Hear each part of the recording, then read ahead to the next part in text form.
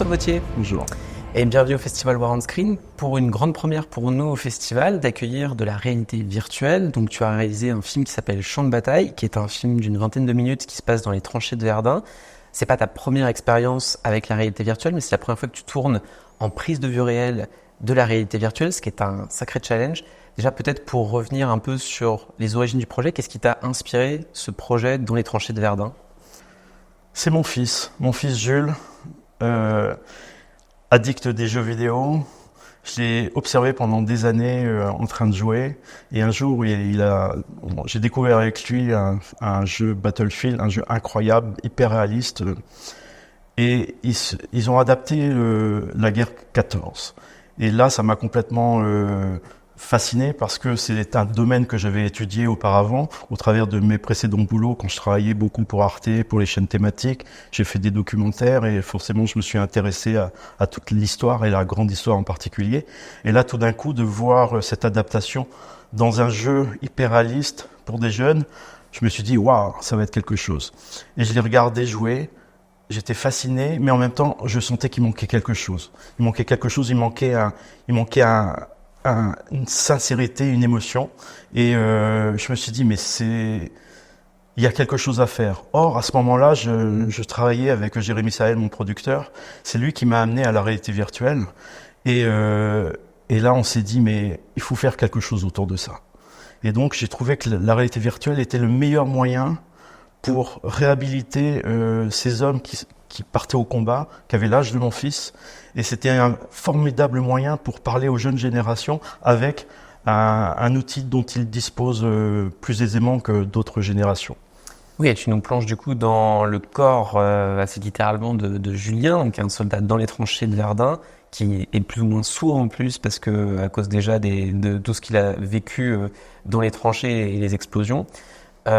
Comment tu gères du coup le langage de la réalité virtuelle qui est pas totalement celui du cinéma, ou du moins qui est celui renouvelé du cinéma, et notamment la question du point de vue dans une expérience comme celle-là?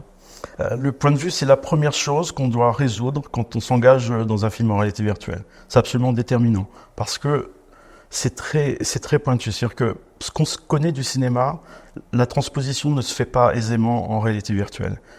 La mécanique ne marche pas de la même façon. C'est une autre grammaire, une autre syntaxe. Il faut inventer quelque chose de nouveau. Et on ne peut pas s'engager sur une narration de réalité virtuelle sans d'abord déterminer le point de vue au sens philosophique, mais aussi au sens littéral, vraiment spatial, où on est. En fait, en réalité virtuelle, l'espace est tellement important, c'est que notre corps rentre à l'intérieur. Donc ça pose une nouvelle problématique, et c'est savoir où on est et qui on est.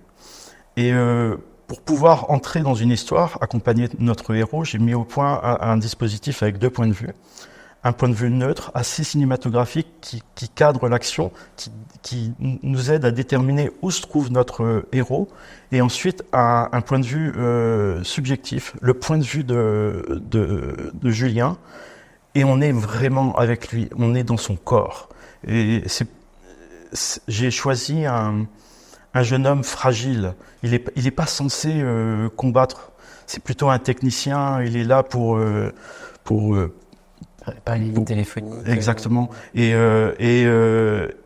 il va se retrouver sur le No Man's Land alors que il s'y attend pas, quoi. Ouais.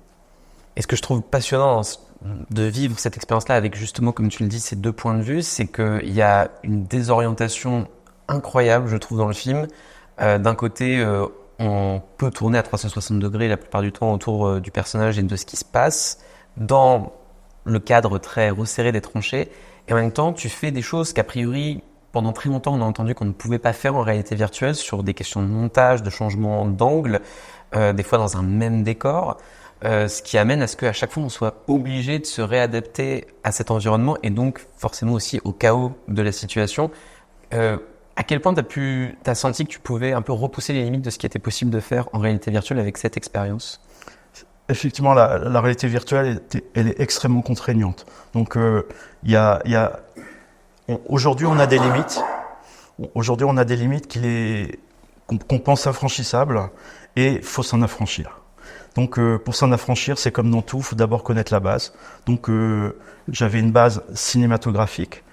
J'ai vu que la transposition était complexe, donc j'ai fait des maquettes, j'ai travaillé avec des animatiques, des petits personnages, etc. Ça m'a permis de tester des cadrages, des changements de plan, des positionnements, etc.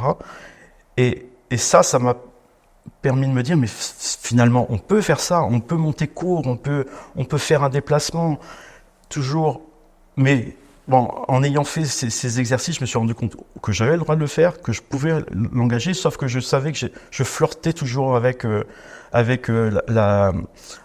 des choses qui sont complexes en réalité virtuelle, c'est-à-dire que certains spectateurs peuvent avoir une nausée parfois. Si le déplacement est mal équilibré, etc. Donc il faut quand même être raisonnable. Mais il se trouve que c'est un film sur la guerre, sur des hommes qui sont complètement compressés, qui sont mal en point, et que mon spectateur ressente une certaine dose de nausée, de mal-être, qui se perd dans l'espace. Moi, je trouvais ça absolument fantastique. Pour le coup, le propos s'y portait complètement. Oui, et je pense que pour nous, pour un festival qui parle évidemment voilà, de cinéma de guerre, mais qui s'interroge sur de nouvelles formes aussi, puisque voilà, le cinéma s'ouvre, et il y a évidemment cette question très compliquée de savoir où se place la réalité virtuelle là-dedans, mais j'ai l'impression que le cinéma se confronte toujours à cette notion de l'histoire avec un grand H comme multitude de points de vue et comment on aborde avant tout des individualités qui constituent par leur rapport au temps ce qu'a été l'histoire. Et là, j'ai l'impression qu'avec ton expérience, on arrive quand même vers quelque chose de différent. Et en nous projetant, comme tu le disais, directement dans le corps de Julien, moi, j'ai l'impression d'avoir ressenti l'histoire à une forme de devoir de mémoire, même d'une manière assez inédite. Oui, parce que c'est aussi un témoignage, ce film. Encore une fois, hein, j'étais marqué par tous ces jeunes qui partaient à l'abattoir, et je voulais que ce soit aussi un film testimonial. C'est important, et la réalité virtuelle va nous aider à percevoir cette grande histoire différemment. Elle va nous permettre de la ressentir de l'intérieur d'une façon très très forte. C'est un film aussi sur la mort. Et parce que la mort elle est présente tout autour. Je voulais pas que ce soit un film morbide, ceci dit, parce que c'est vrai que le spectateur il a tout le loisir de regarder ce qu'il veut. Il peut s'attarder sur un cadavre qui est à ses pieds, alors que mon action continue. Donc j'essaye de l'amener j'essaye d'amener le spectateur dans un point de vue, dans une mise en scène, mais il peut s'égarer. Et je voulais pas de morbidité. C'est pour ça que j'ai quand même voulu amener une notion d'espoir au travers de la nature. C'est que j'ai beaucoup utilisé cette métaphore et je trouve que cet onirisme nous aide on sait tous que c'était un bourbier horrible. Donc j'avais pas besoin d'en rajouter, mais j'avais plutôt besoin de dire aux générations, c'était terrible, mais la nature renaît de ses cendres. En tout cas, c'est une expérience hyper viscérale et très nouvelle. Donc, on est vraiment très heureux de l'avoir accueilli au Festival War on Screen. Donc, merci beaucoup François Vauthier. Merci beaucoup.